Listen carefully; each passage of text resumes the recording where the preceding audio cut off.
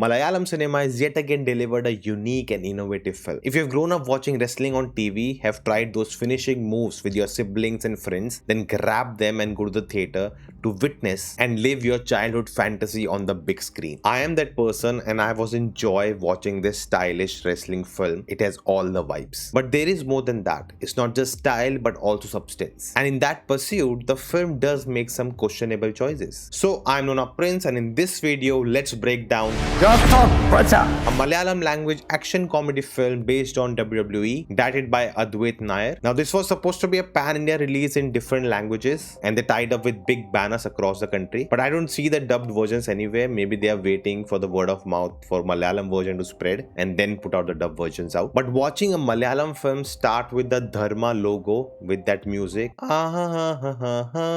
was not in my bucket list of 2026. An Indian WWE film, that just sounds bizarre. It makes no sense. But that's what Malayalam cinema does. They introduced a genre which we never thought was even possible. Yes, we have seen a lot of wrestling films, a lot of films based on kushti. That is a sport part of our Indian lore. But costume style wrestling is not Indian at all. And even the context of this film, it is inspired from WWE, which is an American show. So to take something like that and localize it so much that it feels your own, that's what this film has done. This film feels nostalgic in such an unconventional manner. How can you get nostalgic for the world you have never lived in, a place you have never been to, people you have never met before? But this film does that because it nails its world building. I've grown up watching wrestling. I used to play a video game also. I used to try these different moves. Of course, it is not for kids. Do not try it at home. But we all find it so cool. Now, this film introduces 3 kids who are fascinated by the world of wrestling. And because of that, we connect to them and go on the journey with them. The fascination for wrestling is also coming from the director.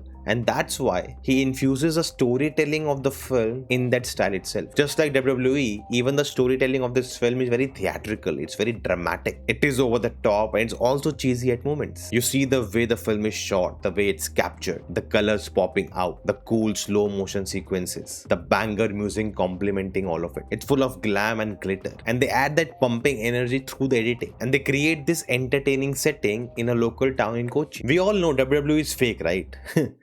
Maybe not always, it took some time. But it's fun to see 2 wrestlers battle it out. And the film does a great job of generating humor from that. The thing that film gets really right is the characters. They stand out, each one of them. They all come in different shapes and sizes, but it's their personality that stands out. They instantly register in your head. You don't need to spend a lot of time to know and understand them. And the way they do is that even when the film is over the top, is rooting all of them in reality. They all have this wacky personality, but they all face real life problems. One is a Zomato delivery guy, another is an assistant tailor, one has lost the board job he had. So in some way they all are losers who want to be something more, and because of that fact it becomes an underdog story. With the characters you also get the history of the area, who were the big shots, the 2 different gangs, what is the past between them, how all of that will affect the present and the future. Now the screenplay takes its sweet time to set up everything, and you know the setup has worked when the payoff is satisfying. And that's what this film does. After setting up the world, the characters and the dynamics, finally when we come to the main bit, it is just banger. Like the last section of the first half until the interval is exactly what you wanted this film to be. You get that high octane energetic wrestling moves. And the fun even starts before that, when they're building up to create this arena. The whole montage we see to get to this point. And then the way they have designed the whole action inside the ring. The way the whole sequence is set up, it just gives you the energy you wanted. And all of it is done so smartly. There's so much humor infused in it. Like they've done this really cool thing in the editing that you don't see the impact shot. It's very much like real WWE. You know it's fake. In reality, they are not actually hitting. They're just acting of hitting and selling us that they are getting hit. Now in the film, the way they've edited the action, the moment the impact has to happen, we cut and we see what has happened after that. And that is consistent throughout the film. Now you can say it is cheating, the impact is what really matters in action, but not in this case, because it's not really about the impact here. It's about the story that's going on between the fight. It's about the different acrobatic moves they are performing. It's about the back and forth between the 2 fighters. And they perform so many legendary moves we have grown up watching. I literally felt like shouting the names of those moves. When they do spear, when they do 619, when they do RKO, Shawn Michaels' sweet chin music, and even that big flip from the top. My only complaint is that the big finishing move is chokeslam, which I find very lame. That has to be one of the most overrated finishing move in WWE history. But the film even makes that look cool. In such wrestling, the most important part is not the two people fighting, but the commentary that's going on. That adds the energy that is required. And even in this film, you have a great host who brings so much energy in this commentary. Watching the whole sequence, you know that the makers understand what they are making. And the cast of the film understood the assignment. Each one of them killed it, especially the supporting cast. But the standout has to be that little kid, Rosamma. She was a dynamite. That interval movement was full on mass. And watching that, the expectations of what to come is really high. And the second half, things take a different turn. They could have doubled down on what we saw in the first half, but they didn't do that. They could have stick to this whole arrangement they have created, have different matchups, which we kind of get briefly, but they take the route of making it more personal, which I actually liked. We get more into the drama between the main characters. I think that's where you add more substance to your film instead of just sticking to the big idea, the glossy nature of it. The conflict between our two main characters almost led to a catharsis moment between them and remind me of another film called Brothers, which was a remake of a Hollywood film which I have not seen. Please don't shame me. But Brothers I actually enjoy a lot. The emotions work so well. And this film, being of a different genre, still managed to get that emotion out. I even enjoyed the villain in the film. It was over the top, it was funny, but it also came with a strong emotion, which again rooted that character. But I think it's the way they wrapped everything up at the end, that's what didn't land for me. Now we have to talk about the elephant in the room, the big cameo. At this point it's out everywhere. They've officially released it. And I think it became more than a cameo. It was almost part of the narrative in a sense. And it is totally fan service, which makes total sense for this genre. But I felt for the film it became a disservice. Watching that sequence unfold, my understanding was that for Malayali audience, they would love it. This is being done for them, to give you that moment to cheer in the theatre. Even in the way the sequence was choreographed, it was meant for that whistles. It was a full-on superstar treatment. But isn't that exactly that superstar doesn't like? I'm not sure for non-Malayalis if that sequence would make much sense. And in terms of story, it actually takes away from it. The core of this film were these three friends, three brothers from different mothers, and I felt like the climax should have belonged to them. They three coming together finally, uniting, reliving their childhood. But instead, because of the big cameo, they take a backseat, and you're kind of unsatisfied the way things wrap up. The best way to judge if the cameo works or not is just imagine if some other actor playing that role who's not a big superstar. Would that moment still work in the story? That's a question you have to ask yourself. So does that make this film a biryani disaster?